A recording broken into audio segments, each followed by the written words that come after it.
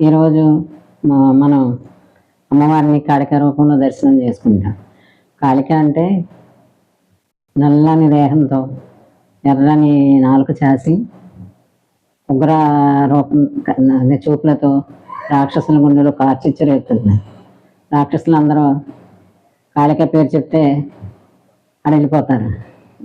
ఇప్పుడు కూడా కాళిక భద్రకాళి రూపం అంటారు కదా స్త్రీలని.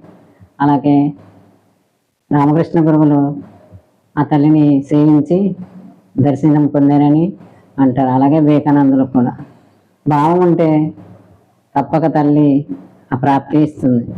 ప్రతి ఒక్కరికి దర్శనం అవుతుంది. మనకు అలాంటి ప్రాప్తి ఉండాలి. మనం అంతవరకు వెళ్ళాలి. అమ్మ ప్రతి స్త్రీలోనూ దర్శనం ఇస్తుంది.